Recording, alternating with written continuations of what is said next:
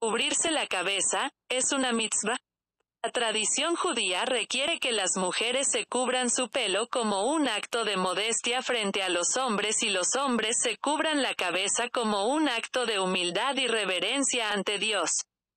A pesar de que no existe en la Torá un mandamiento explícito al respecto en el tratado Nedarim del Talmud, que toca el tema de las promesas, en el versículo 30b se menciona, fuera del tema, que los hombres a veces se cubren la cabeza y a veces no, pero que el pelo de la mujer siempre está cubierto y el de los niños siempre está descubierto. Esta mención le dio categoría de alhaja a la costumbre de que las mujeres casadas se cubran el pelo. Ya en la época de la Mishnah era una práctica universal que el pelo de la mujer estuviera cubierto y el no respetar a esta costumbre era causa de divorcio. En el caso de los hombres, ¿era opcional el cubrirse o no? Es un tema muy debatido entre los expertos en alhaja, el que los hombres deban cubrirse la cabeza todo el tiempo. Maimónides dice que se deben cubrir la cabeza durante los rezos o durante el estudio de textos religiosos. En la Edad Media, rabinos franceses y españoles aprovecharán el cubrirse la cabeza al rezar o estudiar como una costumbre y no un mandamiento y muchos de ellos rezaban con la cabeza desnuda. Consideraban que solo para los grandes eruditos era indispensable cubrirse la cabeza. Con el tiempo, el que los hombres se cubran la cabeza se convirtió en una práctica recomendada por los rabinos ashkenazim. Aunque ellos decían que solo era una costumbre valiosa y no un mandamiento. Puesto que no había ninguna regla que prohibiera rezar con la cabeza descubierta, pero el cubrirse era para ellos un símbolo de reverencia a Dios.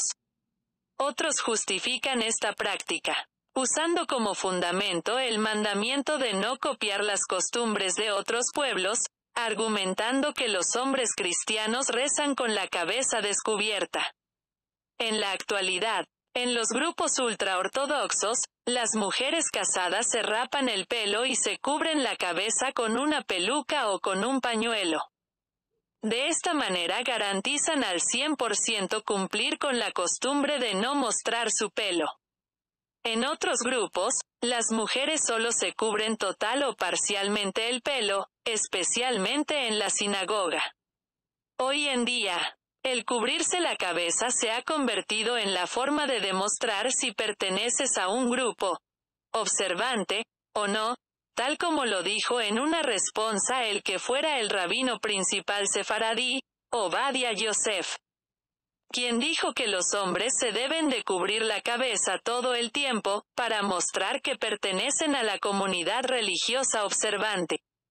Por el otro lado, en el siglo XIX, el rabino Isaac Weiss, líder del judaísmo reformista, rechazó totalmente el uso de la kipá, aunque esta práctica ha regresado al movimiento reformista.